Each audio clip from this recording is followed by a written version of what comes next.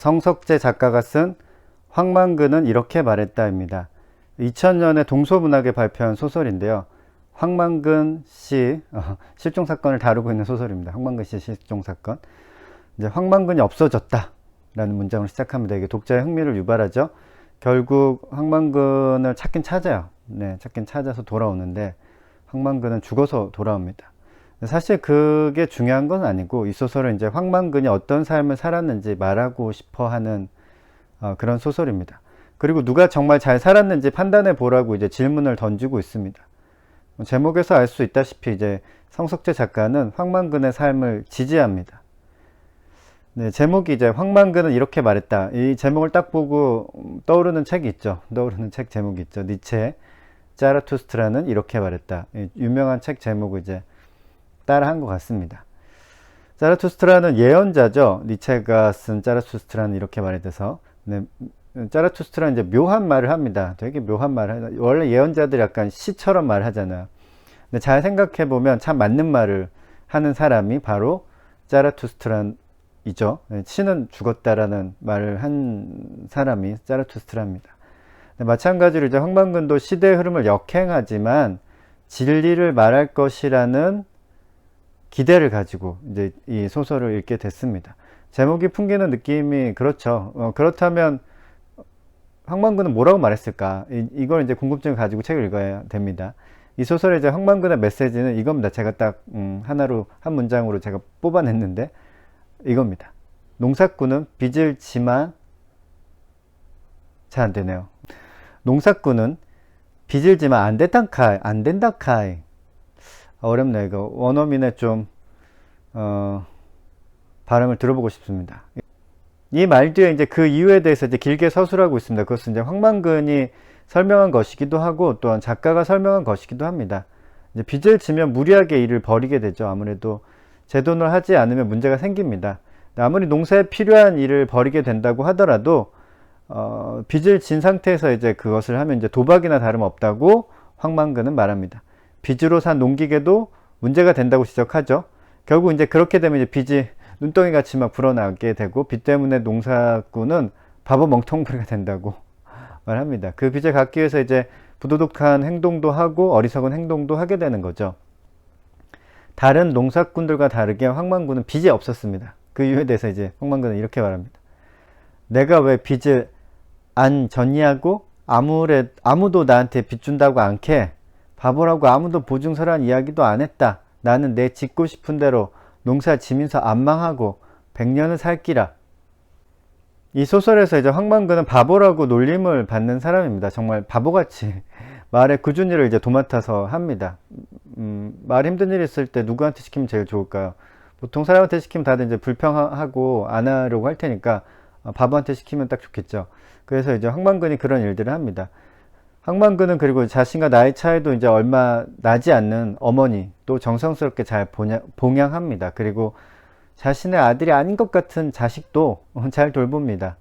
약삭빠르게 자신의 입속을 챙기는 사람과는 사뭇 다르게 행동합니다. 바보라서 그런 것인지 아니면 그렇게 살기 때문에 바보처럼 보인 것인지 잘 모르겠어요. 소설을 읽다 보면 후자인 것 같다라는 생각을 하게 됩니다.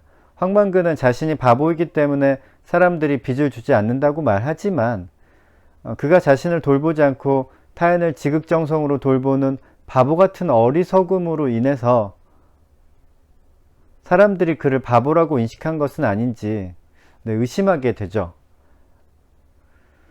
그는 이제 경운기 운전도 잘하고 오래된 경운기 관리도 잘합니다. 농사일이나 집안일도 못하는 것이 없어요. 소설에서 보면.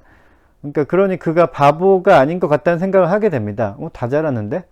시대나 사회 흐름을 따르지 않는 것으로 인해서 그를 바보라고 하는 것 같은데 정말 바보는 누구인지 이제 질문하게 되는 소설입니다. 황만근은 이제 농민 걸기대에 갔다가 다시 돌아오지 않습니다. 실종이 되었는데 그 아들이 찾으러 갔다가 이제 황만근의 뼈만을 가지고 돌아옵니다. 민 씨는 황만근의 죽음을 애도하는 글을 이제 이 소설에서 전합니다. 그 마지막 부분의 내용은 다음과 같습니다. 어느 누구도 알아주지 아니하고 감탄하지 않는 삶이었지만 선생은 깊고 그윽한 경지를 이루었다.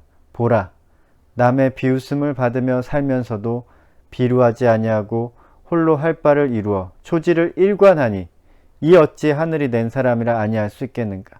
이 어찌 하늘이 내고 땅이 일으켜 세운 사람이 아니랴. 농촌의 부채 문제를 다루고 있는 소설이에요, 이 소설은. 근데 묘하게 우리가 살고 있는 2022년 대한민국의 현실에도 부합하는 소설입니다. 그렇게 느꼈어요. 황만근의 주장, 이제 빚이 생기면 사람이 바보 멍텅구리가 된다는 것인데, 사실 지금 대한민국의 많은 사람들이 빚을 지고 살고 있죠. 대부분의 사람들이 아마 빚이 있을 겁니다. 빚을 내서 집을 산 사람들이 많습니다. 그 빚은 자신의 소득 수준의 이상인 사람들도 많습니다. 그렇게까지 빚을 지면서 집을 산 이유는 빚에 대한 이자보다도 집값이 상승하는 속도가 빨라서 결국은 이제 돈을 벌게 된다는 것이죠. 문재인 정부가 가장 비판을 받았던 부분이 바로 이 부동산 정책입니다. 집값 상승을 막지 못한 것에 대해서 이제 비판과 비난이 많았습니다. 그렇다면 어떤 선택을 해야 되죠? 그렇게 비판하고 비난했다면 사람들은 집값 상승을 막아줄 대통령과 정부를 선택해야 하는 게 맞죠. 바보가 아니라면 이제 합리적으로 선택을 한다면 그게 정상입니다. 하지만 대한민국 국민은 이제 정반대로 집값을 올리고 집값 상승을 부추길 대통령과 정부를 선택을 했죠. 왜 그랬을까요? 왜 이렇게 좀 어리석은 선택을 했을까요? 황만근은 이렇게 말했다가 그 이유를 말해주고 있는 것 같습니다. 누가 바보인지 헷갈리는 세상이에요.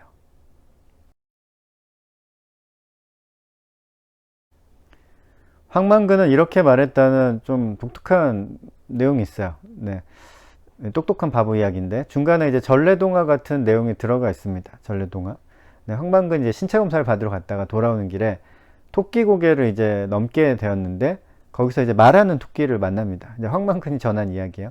토끼는 일반적인 크기가 아니라 이제 사람보다 더 큰 토끼였는데 황만근을 이제 집에 못 가게 막았습니다. 그리고 이제 집에 못 가고 너 여기서 죽는다라고 이제 저주의 말을 했죠. 근데 토끼가 씨름을 벌인 황만근은 얼떨결에 토끼에게 이제 3가지 소원을 들어달라고 요구하고 토끼는 그 소원을 들어주기로 합니다. 네. 결국 신기하게도 황만근의 소원대로 다 이루어지죠. 소설에서.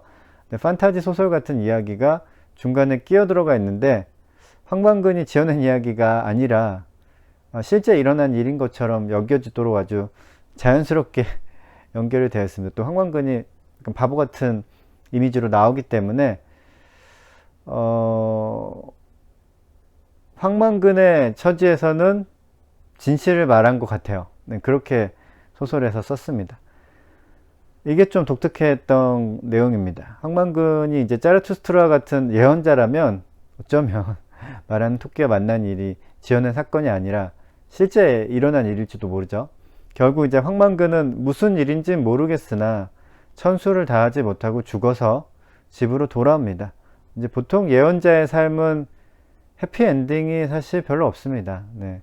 황만근은 이렇게 말했다는 웃기고 슬프고 바보 같으나 현명한 소설입니다.